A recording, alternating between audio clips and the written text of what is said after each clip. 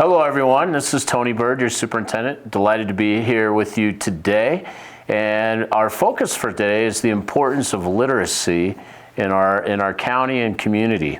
And with me today we have Shannon Adam, who is our K-12 literacy coordinator. How are you? I'm good. Thanks for having me today. Yeah, thanks for joining us. So tell us more. Well, first I'll say we're going to be making literacy an incredibly important priority in our system. We already do a lot of that work, but it's clear to us we have to do more, and in partnership with the community, and we'll talk more about that. My question first, though, before we get into that is, what does a K-12 literacy coordinator do? Well, I think that's a good question. It's an extremely large undertaking of a job, but really what I do is I simply coordinate K-12 literacy, so literacy programming across our district in terms of curriculum, resources, professional development, any sort of training and education for our students, for our teachers, and then also extending out to the community. And you do that from the central office for the whole district, is that right? Yeah. Mm-hmm. Awesome, and thank you for what you do. Thank you for having me. You're welcome. I know you have a lot of background in this, so what would you say to the community or whoever may be listening, why is literacy so important, particularly from birth to third grade? So literacy is one of those skills that opens the world up for us from birth all the way through our adult lives. And so starting at birth is when we start to develop language and communication skills. Those are really the background skills needed to build strong literacy skills in terms of reading and writing. And so literacy is really the through line of communication throughout our entire lives. And so sometimes people separate equity from literacy. And I would argue that actually literacy is the first most important equity agenda, which is making sure every single student is literate, reading and writing and thinking at high levels. Would you agree with that or no?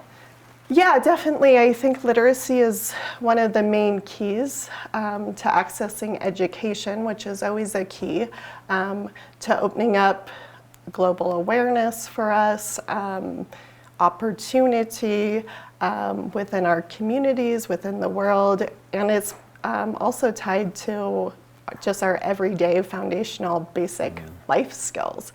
And so with literacy, we have to take into consideration the access that it gives us just to even our basic needs.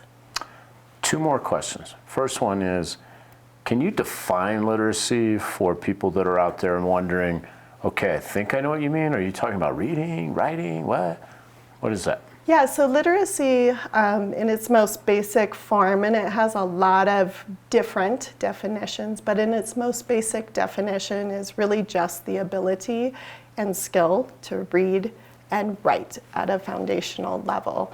But there is a literacy continuum that takes us all the way from being literate to literary, which is a goal that we have in mind once we learn how to read and write. And so it works on a continuum that builds in skill and complexity. So we're going to be talking about this community-wide, and we're excited about it.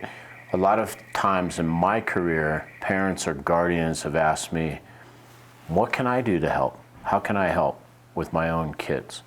What would you say to a parent of kids between birth and third grade?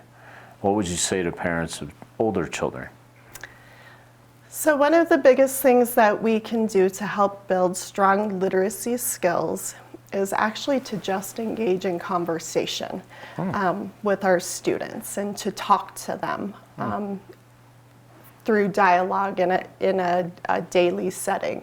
And the reason for that is because language skills and strong language background skills actually contribute to stronger literacy skills and reading skills as students get into school-aged programs. Okay. And so having daily conversations about what our children are doing, what they're thinking, what they're engaging in, engaging in imaginary play and stuff like that. Okay. That can really build the neural pathways that are important for more academic literacy as students get into school. So that's one of the first key skills we can think about.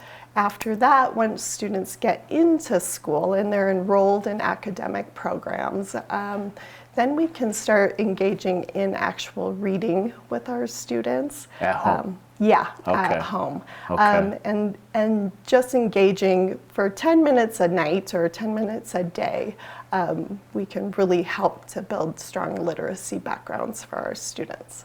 So just to repeat back, I'm hearing from birth forward, some would argue even while you're still in the womb, you should be speaking with and trying to have some sort of conversations with your children. Probably a great idea to turn off the media and do that at least some part of every day. And then read with your children, and that goes on for a long time into school. Can you talk, last question, I'm just sneaking one in for the heck of it, and then we'll wrap up. What is this whole thing about learning to read and then reading to learn? What does that mean?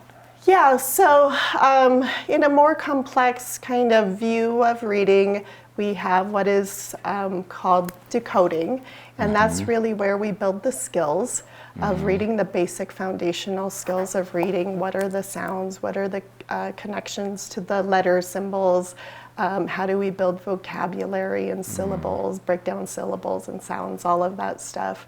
And that's really where we learn to become literate. As we move through the development of literacy, we then go into what's called language comprehension. Okay. And so then we start building background knowledge. We can start talking about different genres of writing and reading. We can look more into higher level vocabulary, elements of literature. Okay. That's where we really start breaking down how to apply our reading skills to look for elements and details that move us into being literary. Perfect. I'm going to close this up with, first of all, we're very lucky to have you here. And my final comment would be, when we talk in the past and in the future about our graduate profile and students graduating curious and globally minded and courageous, etc., our assumption is in order to really do that well, you need to be literate. So I want to make sure you know it's a both and proposition for you all. We'll look forward to connecting with you more in the future about how you can support this across the community. Take care.